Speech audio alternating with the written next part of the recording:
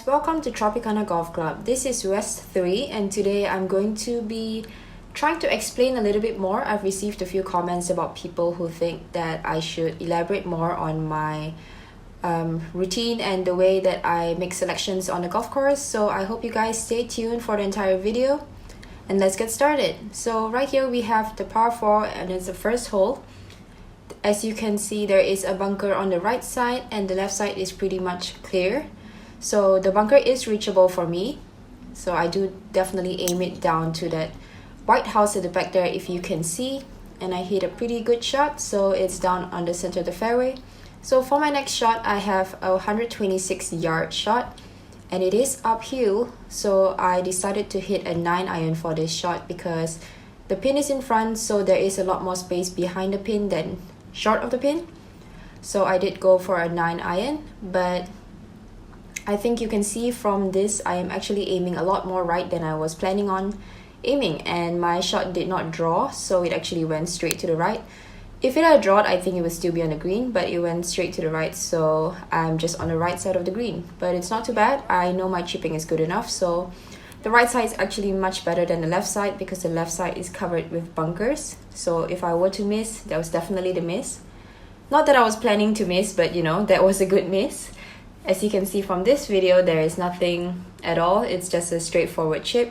It is a little bit uphill, so I can't really bump it into the bank. The club face needs to be a little bit open on this shot. And I'm hitting a 58-degree wedge, so just a regular chip for me. A pretty decent one from there. The greens at Tropicana are usually pretty quick. So because this is the first hole, obviously I wasn't really sure what the speed was today. I think it was about a 10. And I actually generally find the greens to be quite tricky. I think if you played at Tropicana, you would know that this is true. I actually used to play here all the time. And if you guys have watched the Cinderella story that a lot of you guys tagged me in, it's actually filmed at this course.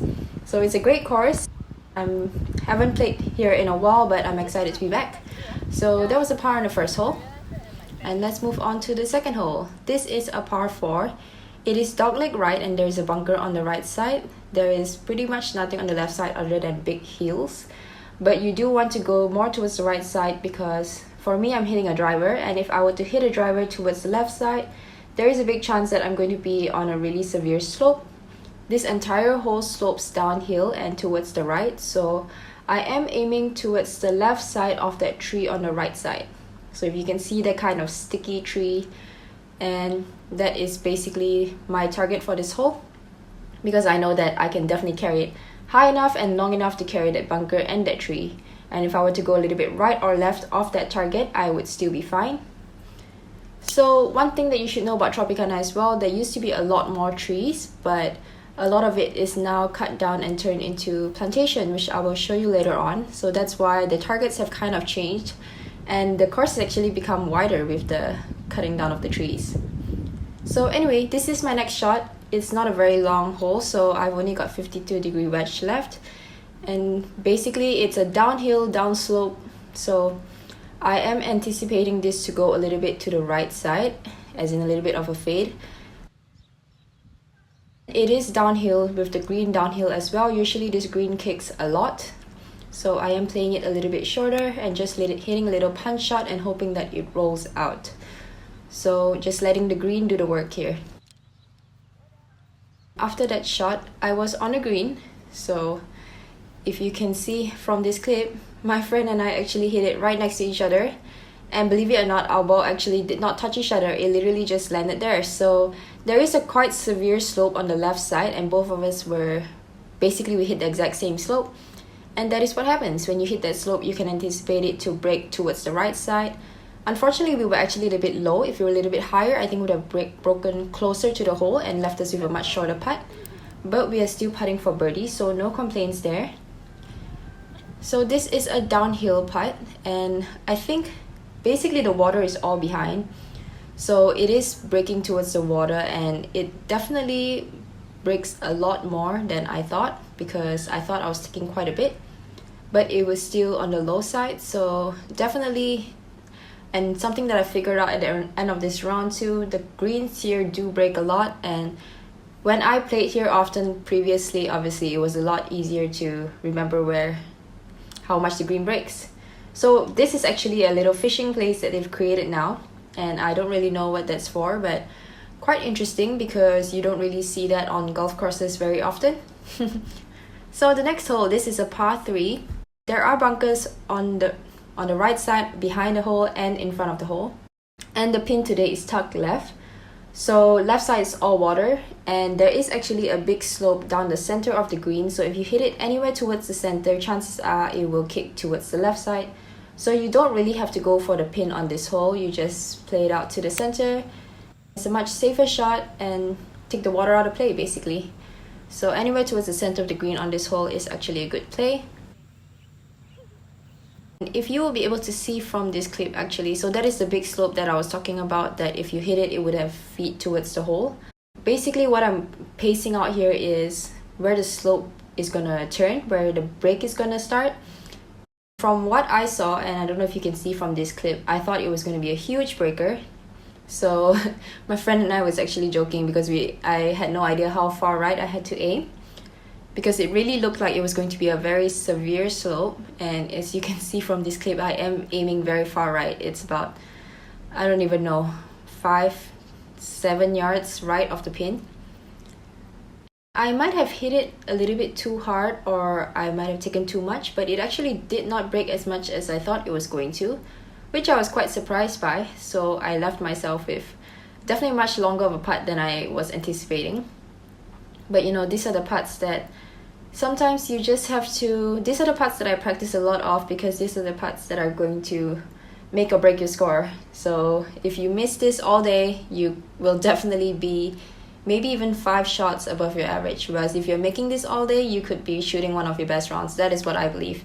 So I don't know what you guys think, but I feel like these 4 to 5 footers are definitely very, very important putts that you should be practicing all the time.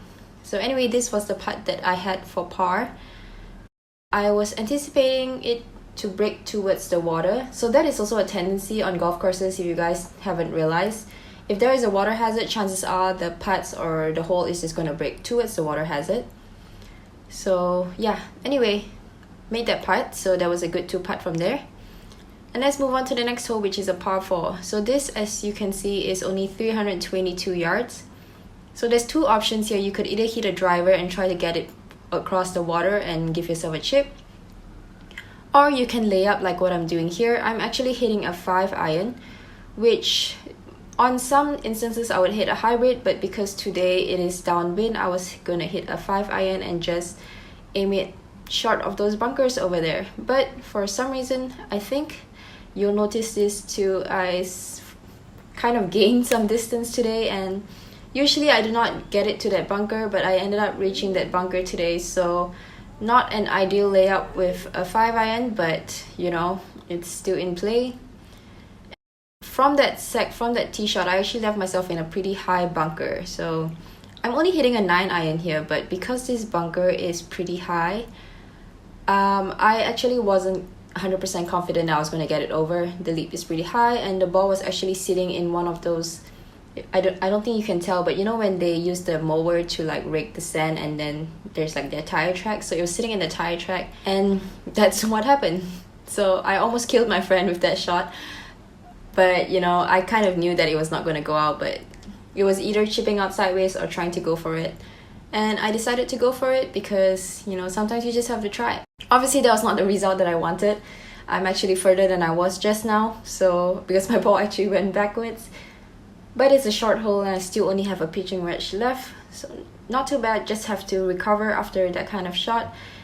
Try to hit a good shot. So the pin was in front here. I definitely knew that I needed enough distance to carry it all the way to the pin. If not, I was going to leave it short and it was going to roll down the hill. So taking a little bit more here and hit a pretty good shot from over there, and left myself with a putt for par. So this is what I wanted to show you guys too. This is like the plantation, and I'll show you guys a little bit. It's all various fruits that are on the golf courses, so if you see those clips throughout, that's just what I'm showing you guys. I think it's quite interesting to see the different fruits that they're planting. But anyway, this is the putt that I had for par. And it's actually it's about a 6-footer, so it's not a gimme, but it's definitely a makeable putt. But I read it too low, and I find, as I said, I find the greens here, if you're not used to playing them, because you either have to putt it really hard, and because those greens are pretty slopey, if you putt it too hard, you're gonna miss it quite a bit, or you can take more break, which usually I take less break and hit it harder on regular courses, but on Tropicana it definitely takes some adjusting to do. Anyway, let's move on to the next hole, which is a par 5. So this, it's a par 4, hole 5. And this par 4 is actually quite long, but there is a water hazard running across, so hitting a driver is a little bit of a risky shot because I can reach the water with my driver. So I'm hitting a 3-wood here and aiming towards that bunker out there, because if I draw, I would be fine, and if I fade, I'm fine as well. I ended up hitting a bit of a fade. The wind was pushing it in that direction as well, which is fine. I'm just in between those bunkers on the fairway, but because of that, I definitely have a much longer approach shot into the green as opposed to if I were to hit a draw. So for my next shot, I had 178 yards. It was straight into the wind, so I'm hitting a hybrid. With this lie, it's downhill, so I was actually anticipating it to be a bit of a fader. And on the right side here, the pin was on the right side, and you don't really want to fade it too far right, because if you miss the green, it's going to go straight downhill. And there's also a cart path and water hazard on the right side. So I was just aiming to the center of the green. I was trying to play the fade with this hybrid. And since the wind was straight into me, I knew I could hit a full hybrid, but I actually did not fade at all. It ended up drawing, which I actually was short of that bunker, so it wasn't too bad. I still have a chip here, but this is not the easiest chip because the entire hole slopes down from where I am. So my goal was basically to carry this bunker by about 2-3 yards and let it roll down. So I'm hitting a 58-degree wedge here, and I actually did almost exactly what I wanted to, and it almost went in, but it just continued rolling, like I said, because the entire green slopes downhill towards that direction. So I had a pretty long putt, but my ball still stayed on the green, so still had a putt. One of the things that you guys will notice is I tend to go in between my line. That's the way that I read lines. I like to see where the ball is going to break. That is how, for me, that's how I gauge where I want to aim as well. I would aim at the part that the ball is going to break, so that, well, that's basically the breaking point for me. So that's just how I read lines. It's a little bit confusing to explain through words, but for me, I can see it. So yeah, that's how I read lines on my putts. But I hit a really good putt there to save the par. And you gotta love making those long ones. I mean, you can make the whole lot easier than that, Jen, but if you get a long putt for par and you make it, take it and move on to the next hole. So this next hole is a par 4. There is bunkers down the right side and there is water down the left side. So this can either be a driver or a 3-wood hole, depending on where you want to go. Because if your driver is going down the left side, it is a little bit more narrow, and if you would hit a 3-wood, you can basically just aim towards the bunker and the fairway becomes twice the size. So it really depends on what you're comfortable with. But after that tee shot, I only had about 120 yards, so I'm hitting a pitching wedge. And this green again is very hard and slopes towards the water. So basically, if you hit it on the green, it's just going to kick left. So you do need to aim slightly right, but you don't want to aim too far right because, well, if you go down the slope on the right side, it's a really difficult chip. So as you will be able to see, the greens here definitely make this course a lot more difficult. Previously, when they had more trees, the tee shots and stuff were more difficult, but now it's much more wider with the tee shot, so I think it really all lies within the green and how hard and how fast the greens are. So sometimes during tournaments, the greens here can go up to speeds of 12, which I think when it's a speed of 12, it's really, really difficult to play, especially when the greens are really hard and it hasn't been raining, because you can't spin the ball, and when you land on the green, it's going to kick really hard, and with the slope, sometimes you just can't stop the ball. So it's really important on courses like this to basically get a good speed of the green and to be able to know where to hit it as well. because if you could hit a good shot and it leaves you in a bad position. So yeah, courses like Tropicana, you definitely need practice and you definitely need playtime. You can't just go up there and expect to be able to play well your first time there. So this is the next hole. It's a par 5. This is a pretty straightforward par 5. It's a little bit of a dog leg right. But other than that, it's pretty much nothing. It was straight into the wind today, and for some reason it was a lot windier than normal today. As you can see, the trees are actually moving. Normally it's not very windy in Malaysia, so we do have a little bit of wind today, so that's quite interesting. I think it's always exciting when you play a course with wind and without wind, and suddenly you hit the ball 30 yards further or 30 yards shorter. And it really depends, because also it depends on where you land your ball. Sometimes you could land your ball 5 yards difference, and the 5 yards could lead your ball to bounce forward or to basically have no bounce at all, and you end up 30 yards shorter. So distance is not the most important thing. Sometimes you just got to make sure that you hit it on the right spot. But anyway, this is a second shot. It's 235. As I said, it's into the wind. I was a little bit on an uphill lie, so my ball is going to go pretty high with a 3-wood. So I knew that I was not going to get there, but I was just hitting a 3-wood just to get it as close as I possibly could. And I hit a really good shot there. So I actually ended up with 44 yards for my third shot, which, now that I think about it, wasn't a very smart choice, because 44 yards for me to a front pin is quite an awkward distance. If it was between 50 to 60 or even 70 yards or shorter for about 35 yards, I would have been fine. But this is quite an awkward distance for me, and yeah, as you can see, I just left it short, and anything short is just going to roll all the way back down, which is not ideal. You know, for shots like that, I would definitely recommend just hitting it over. At least if you're over, you're on the green. But you know, sometimes when nothing's at stake, you gotta try those weird shots and see if you can actually pull one off. But anyway, this is my fourth shot, so definitely need a good one here, and hit a pretty good spinner and just left myself with a little tap in par.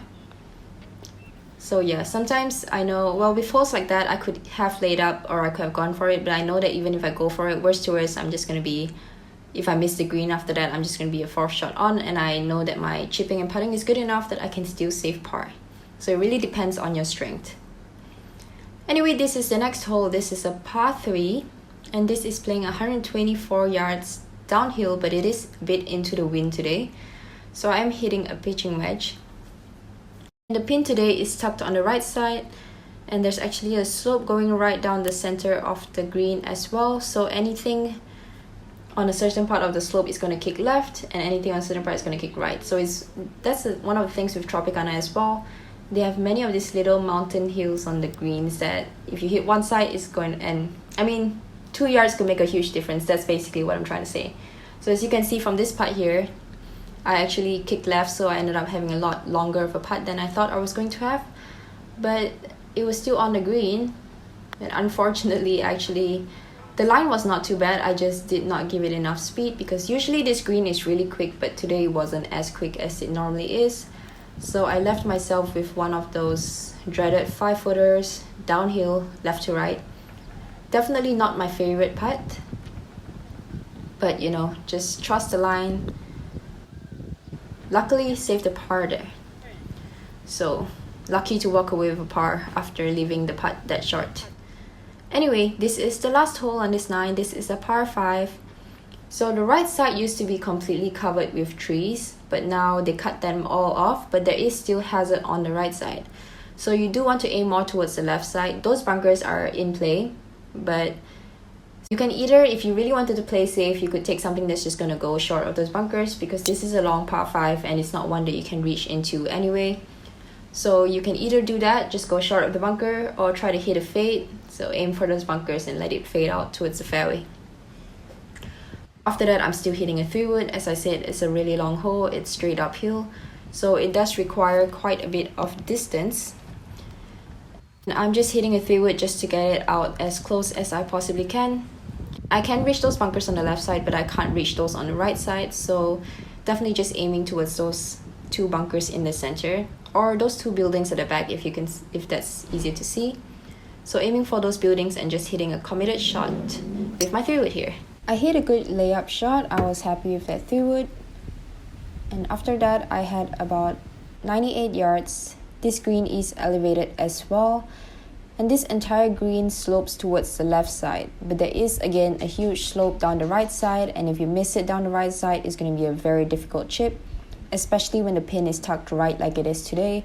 So I would definitely still recommend playing towards the center of the green, and if it kicks left, chances are you still have an uphill chip versus a downhill chip, which is going to be a lot more difficult, which is what would happen if you miss on the right side. So on this hole, definitely try to go center green, and if not, more towards the left side, because from the right side it's pretty much impossible to chip.